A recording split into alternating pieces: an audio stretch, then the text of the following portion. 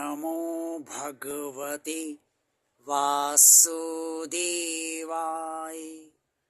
जय श्री हरि, जय श्री भगवान विष्णु जी, जय श्री भगवान श्री कृष्ण जी। श्रीमद् भगवद गीता में स्पष्ट तौर पर ये वर्णित है कि हर प्राणी के अंदर 3 तरह के गुण होते हैं। एक सतोगुण, दूसरा रजोगुण और तीसरा तमोगुण।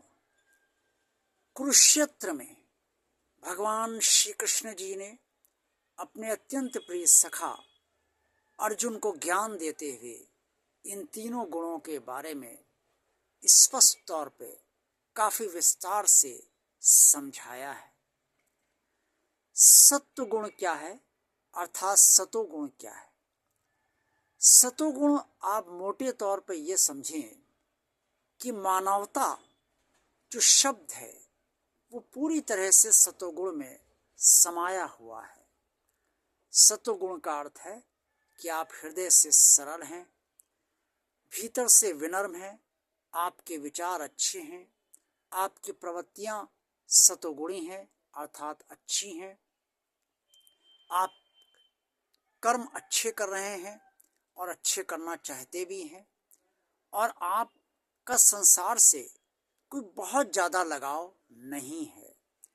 तमोगुण है आपके अंदर, लेकिन तमोगुण आप हर समय प्रकट नहीं करते हैं और तमोगुण पर आपका पूरा नियंत्रण है। ऐसा व्यक्ति सतोगुणी प्रधान कहा जाता है। अर्थात रजोगुण और सतोगुण से और रजोगुण और तमोगुण से ऊपर उसका जो सतोगुण है उसका स्तर काफी ऊपर है, इससे वो सतोगुणी प्रधान कहा जाता है। रजोगुणी वो होता है जिसे इस संसार से बहुत लगाव होता है, इस संसार के रिश्तों से बहुत लगाव होता है, इस संसार की वस्तुओं से बहुत लगाव होता है, इस संसार के प्राणियों से बहुत लगाव होता है। ये संसार ही उसे अच्छा लगता है और वो संसार में ही रहना चाहता है, संसार से कभी अलग नहीं रहना चाहता है। ये रजोगुणी की संपूर्ण स्थिति होती है। रजोगुणी के अंदर भी सतोगुण होता है, लेकिन सतोगुणी प्रधान के अपेक्षा रजोगुणी के अंदर सतोगुण काफी कम होता है। और तमोगुण भी होता है रजोगुणी के अंदर, क्योंकि जब रजोगुण की शांति नहीं होती, संतुष्टि से नहीं मिलती है, तो वो तमोगुणी बन जाता है। लेकिन उतना तमोगुणी नहीं होता है जितना कि वास्तविक तमोगुणी व्यक्ति होता है।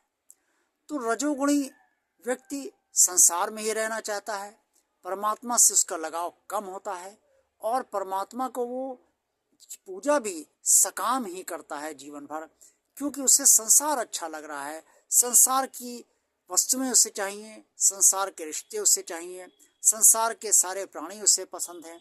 इससे वो अपनी इच्छाओं की पूर्ति हेतु ही भगवान से प्रार्थना भी करता है और भगवान की आराधना भी करता है और भगवान से जुड़े सिर्फ इसीलिए रहता है कि उसकी सकाम इच्छाएं पूरी हो।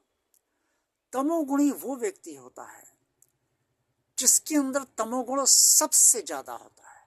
सतोगुण सतोगुणी व्यक्ति से भी ज्यादा होता है, रजोगुणी व्यक्ति से भी ज्यादा होता है, और उसकी प्रवृत्तियां बहुत खराब होती हैं। उसे संसार से वो संसार में ही रहना चाहता है और संसार से उसे बहुत गहरा लगाव होता है। वो संसार को ही अपना परमात्मा मानता है और वो ये सोचता है कि परमात्मा से भी बड़ा वो है।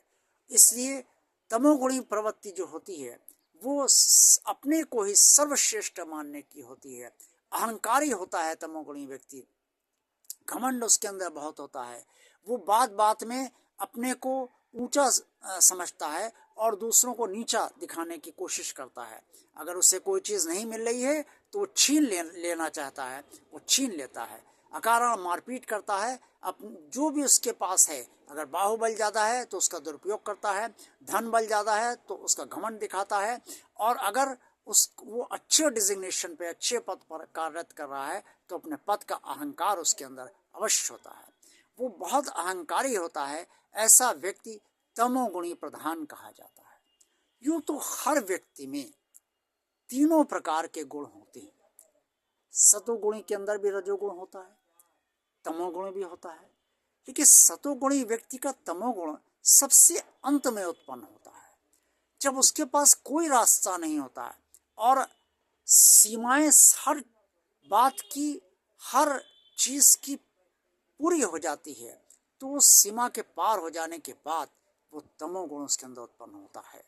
जो शांत बहुत देर से होता है, लेकिन तमोगुण होता है उसके अंदर उत्पन्न। रजोगुणी के अंदर तमोगुण बार बार उत्पन्न इसलिए होता है क्योंकि उसे संसार से लगाव है, और अगर कोई चीज उसकी इच्छा पूरी नहीं हो रही है, कोई कामना उसकी पूरी नहीं हो रही है, अगर कोई महिला किसी व्यक्ति से शादी करना चाहती है, उसकी शादी किसी दूसरे से व्यक्ति की हो गई, तो वो तमोगुणी हो जाती है।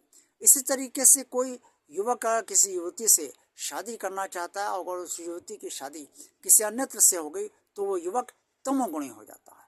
ये रजोगुण की निशानी है। और तमोगुणी व्यक्ति वो होता है कि जो उससे पसंद है वो उसे हर हाल में चाहिए, और अगर उसकी शादी किसी से होनी है, वो चाहता है कि इससे हो, और कोई दूसरा करता है, तो दूसरे व्यक्ति को वो किसी भी स्थिति में ले जाकर उसे परेशान करता है और ये दबाव डालता है कि उससे शादी ना हो। वो उस लड़की का से शादी अवश्य करना चाहता है और करने के सारे प्रयत्न करता है, जो तमोगुणी होते हैं। ऐसे ही व्यक्ति किसी का अपहरण भी कर लेते हैं। तो कहने का मतलब ये है कि हर व्यक्ति के अंदर सतोगुण, रजोगुण, तमोगुण होते हैं, लेकिन जिस व्यक्ति के अंदर सतोगुण ज़्यादा होगा उसे सतोगुणी प्रधान कहा जाता है। जिस व्यक्ति के अंदर रजोगुण ज़्यादा होगा उसे रजोगुणी प्रधान कहा जाता है, और जिस व्यक्ति के अंदर तमोगुण ज़्यादा होता है उसे तमोगुणी प्रधान कहा जाता है। लेकिन तीनों गुणों से परे इस संसार में कोई प्राणी नहीं है और कोई व्यक्ति नहीं है। तीनों गुण हर व्यक्ति के अंदर हैं, तीनों गुण हर प्राणी के अंदर हैं।